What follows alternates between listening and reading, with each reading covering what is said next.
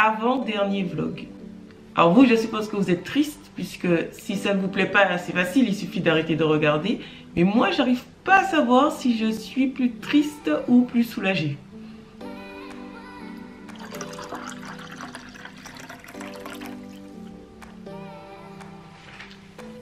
Je sais pas du tout ce que j'ai fait comme thé là. J'hésitais entre deux options hier. Je sais que j'ai pris le... Je crois que c'est juste un thé vert. Ouais, c'est ça.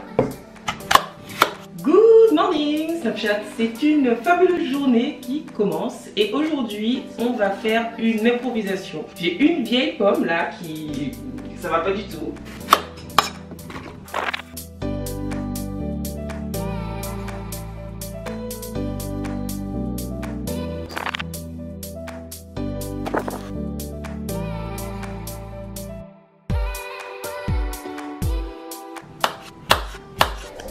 Le thème du jour, c'est mes ingrédients indispensables. Je ne sais pas si vous vous souvenez du premier vlog. Le premier vlog, c'était sur mes ustensiles indispensables. Je m'étais dit que le lendemain, j'allais faire mes ingrédients indispensables. Et j'ai reculé. Il se trouve que là, je suis en train de me préparer une soupe miso. Et que pour ce faire, j'utilise plein d'ingrédients qui ne font pas du tout partie de mes ingrédients indispensables. Et qui font plutôt partie des ingrédients transformés que je consomme de temps en temps. En résumé... aujourd'hui, je vais faire une soupe avec des ingrédients pas indispensables et ça m'a inspiré pour faire une vidéo sur mes ingrédients indispensables. Et non, j'ai pas du tout l'impression d'être une fille compliquée. La soupe miso, c'est la petite soupe qu'on vous donne quand vous allez dans des restaurants chinois, le petit truc blanchâtre là. Donc c'est tout simplement de l'eau avec de la pâte de miso. Miso paste, on dit en anglais. Je sais pas comment on dit en français. C'est une pâte, je vais vous montrer tout de suite. C'est la pâte de soja, voilà, le miso c'est la pâte fermentée de soja. Celle-là, elle est non pasteurisée. Comme vous pouvez le voir, elle est noire. Alors que souvent dans les restaurants chinois, ils utilisent de la pâte de miso blanche. D'où la couleur blanche de la soupe que vous avez. Je vais quand même pas me faire la petite soupe avec 2 cubes qu'on a dans les restaurants chinois. Je vais me faire un truc un peu plus élaboré. Et dans ma soupe, je vais mettre des champignons, un oignon qui fait la tête là, un demi-oignon qui fait la tête, des algues wakame que je vais réhydrater et des pâtes de riz noir. Les pâtes de riz noir, ça fait également partie des aliments que je consomme pas souvent, des aliments transformés que je consomme occasionnellement. J'ai oublié quelque chose. Ah oui, je vais aussi mettre du tempeh, c'est du soja fermenté. Je vais faire une petite impro parce que bon, il n'y a pas de règle je pense pour la soupe miso, mais en général c'est plutôt du soja semi-ferme qu'on met dedans, alors que moi je vais mettre du soja ferme, du tempeh, donc des graines de soja fermentées. En général c'est plutôt du miso blanc comme j'avais dit, moi je vais mettre du miso noir. En général c'est plutôt l'oignon pays, je sais pas comment ça s'appelle ici. Vous savez l'oignon avec les grandes branches vertes, la cive qu'on met dedans, alors que moi je vais mettre de l'oignon normal. Voilà, petite impro. Et puis en général il n'y a pas de riz, il n'y a pas de pâte, mais c'est pas grave, moi j'ai besoin de... ça va me faire mon plat, donc il faut que ce soit consistant. Première étape, on va faire bouillir l'eau avec les champignons, de l'oignon et c'est tout.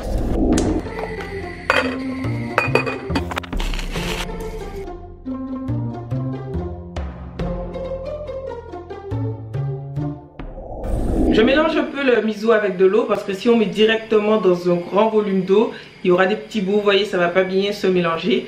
Et pareil pour les algues, c'est pas obligé, mais je préfère réhydrater les algues avant. Comme ça, une fois que je les intègre dans le plat, on peut manger directement. Je reviendrai après sur la raison pour laquelle je continue de consommer ces aliments transformés dans la vidéo qui sera dédiée aux aliments transformés.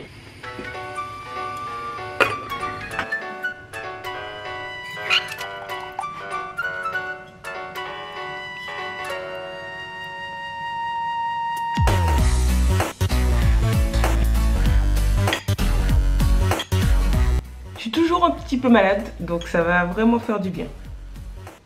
La raison pour laquelle j'ai tant hésité à faire mes ingrédients indispensables, c'est parce que mes ingrédients indispensables sont mes ingrédients indispensables ici avec la vie que j'ai en métropole. Quand je suis en Martinique, par exemple, ce ne sont pas les mêmes ingrédients indispensables. Il faut que vous preniez ce qu'il y a de disponible là où vous habitez. Surtout pour la première catégorie d'ingrédients indispensables qui est les fruits et légumes. Je ne vais pas revenir là-dessus, j'ai déjà parlé des fruits et légumes plusieurs fois, mais c'est la base de votre alimentation. Je me souviens que j'avais fait un petit...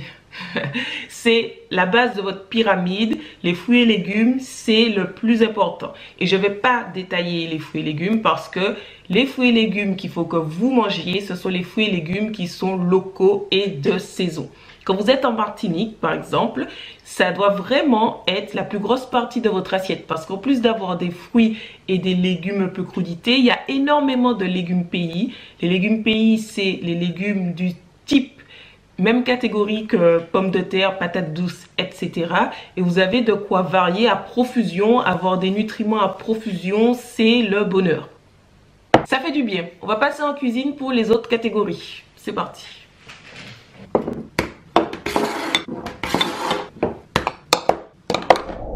Vous l'aurez compris ou pas, c'était peut-être pas clair en fait, mais la deuxième catégorie est la dernière, donc peut-être qu'il faudrait que je sépare. Mais on a ex aequo, céréales, légumineuses et oléagineux. Je vous en ai déjà parlé lorsque j'ai fait ma vidéo sur le Buddha Bowl parfait, que je vais vous mettre ici. Mais pour moi, ça fait partie des ingrédients de base. C'est non transformé, bien évidemment. Je ne parle pas des farines, je ne parle pas des huiles, quoi que ce soit de tout ça. Je parle des grains entiers. On va faire un petit tour pour voir ce qu'il y a, même si je vais vous montrer ce que j'ai actuellement.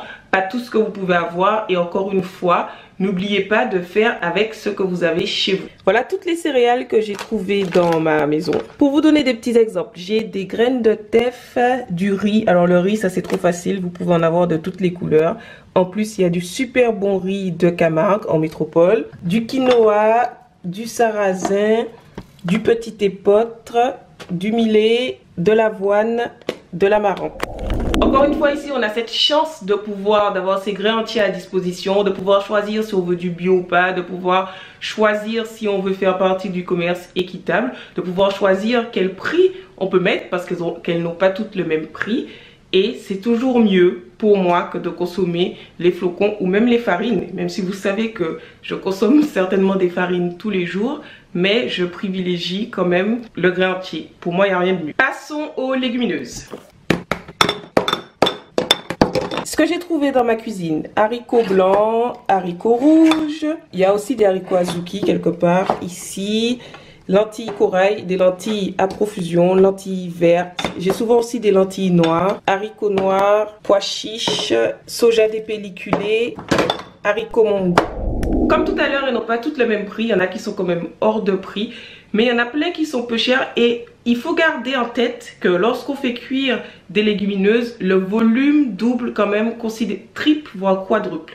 Donc il ne faut pas se dire qu'en fait on a juste cette quantité, c'est pas ce qu'on va vraiment manger au final, ça se multiplie. Surtout que les légumineuses c'est un peu difficile à digérer, des grandes quantités de légumineuses, surtout au début. Donc ça fait pas partie de la constitution principale de l'assiette. Pour moi en tout cas. De toute façon c'est les légumes. Et la dernière catégorie c'est les oléagineux. C'est la catégorie la plus chère. Clairement aux Antilles moi je mangeais pas une tonne d'oléagineux quoi. Je mangeais de l'avocat, du coco, des choses comme ça qui sont limite gratuites sur le bord de la route. Mais j'allais pas dépenser 50 millions d'euros pour acheter des noisettes. Non. Les oléagineux c'est facile hein. C'est cajou, noisettes, amandes, noix. Il y a aussi les graines de courge que je garde ici. Elles sont pas punies. Mais il y a un moment, il n'y a pas de place. Et il y a aussi les graines de chanvre que j'utilise très souvent. Les derniers ingrédients indispensables, la dernière catégorie d'indispensables, c'est les aliments qui sont séchés. Il y a donc à l'évidence les fruits séchés, les dattes par exemple. Ce qu'il faut savoir, c'est que pour faire un sucrant, à moins de prendre un fruit et de l'utiliser tel quel, même le fait de le réduire en compote déjà, c'est pas pareil que de le manger comme ça entier. Vous savez, la moindre petite transformation compte. Si vous le chauffez, ça compte. Les dattes, c'est un fruit. On l'a pris, on l'a séché à basse température. Alors certes, il y a des vitamines hydrosolubles qui sont perdues avec le temps, avec le fait qu'il y ait plus d'eau, etc. Mais c'est un fruit, il est plein de fibres. On ne fait pas plus proche pour moi de la nature comme sucrant, que les dattes. J'ai envie de faire une vidéo sur les sucrants, les différents sucrants, leurs avantages et compagnie. Donc je reviendrai là-dessus sur les études qui ont été faites sur les dattes. Mais je pense que voilà, vous avez compris mon avis. Les dattes, je trouve que c'est très très bien. À part les dattes, il y a autant de fruits séchés qu'il n'y a de fruits. Donc je ne vais pas faire le tour. Et ça dépend aussi de là où vous êtes. Je sais qu'en Martinique, on trouve facilement des fruits séchés sur le marché. Même si, bon, des fruits, déjà, il y en a plein. Mais voilà, ici on en trouve en magasin bio. Vous pouvez utiliser des abricots, des raisins pour faire un sucrant. Vous n'êtes pas obligé d'utiliser des dattes. Ça dépend de vos goûts vraiment. Vous pouvez utiliser des figues, peu importe. Mais les fruits séchés. Et les dernières choses séchées, c'est les thés, les infusions, les herbes en fait. Et les épices. Pour ce qui est des épices, je vous conseille d'essayer, pareil, c'est comme pour tout, de prendre le grain entier. Surtout parce qu'il y avait un peu un scandale, on ne sait pas trop en fait ce qu'ils mettent dans les poudres, ils peuvent mettre n'importe quoi. Et en plus, quand vous prenez le grain entier, ben, c'est facile à moudre, il vous suffit d'avoir un petit pilier, puis mortier à l'ouest. Il vous suffit d'avoir un mortier pour les écraser. Et comme ce sera écrasé à la dernière minute, il y aura beaucoup plus de saveur et de goût. Ou peut-être aussi que c'est comme, comme les poudres sont mélangées avec autre chose, je sais pas. Néanmoins, je vous conseille d'essayer au maximum de prendre la graine entière. Et c'est pareil pour les herbes et infusions. Si vous avez un jardin, encore une fois aux Antilles, on en a à profusion dans le jardin. Vous pouvez les faire sécher vous-même pour vous faire vos infusions. Si vous avez des jardins en métropole, par exemple, j'ai une copine qui a du laurier, qui peut faire sécher son laurier. Mais vous savez que je suis une grande fan de thé et infusion.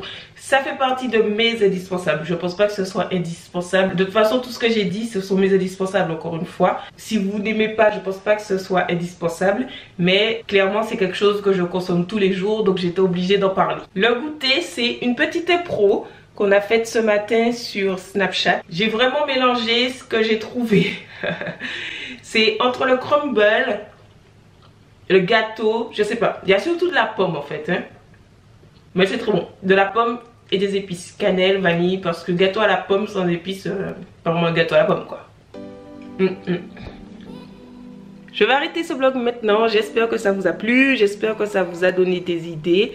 L'information principale est qu'il faut faire avec ce que vous avez à portée de main en priorité à ce que vous offre la région dans laquelle vous habitez, bien évidemment.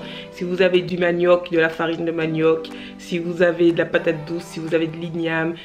Je ne vais pas tout répéter, mais je pense que vous avez compris. Merci beaucoup d'être là. Merci d'avoir regardé ce vlog, cet avant-dernier vlog certainement. Merci pour votre soutien. Et je vous dis à demain. Bye bye. Avant de partir, n'oubliez pas de regarder ma série de vlogs qui s'affiche quelque part par ici. Il y en a donc 22. N'hésitez pas à me laisser vos questions en commentaire. Et regardez la barre d'infos. Regardez la barre d'infos. Il y a plein de choses dans mes réseaux sociaux sur lesquels je partage tous les jours. Bye.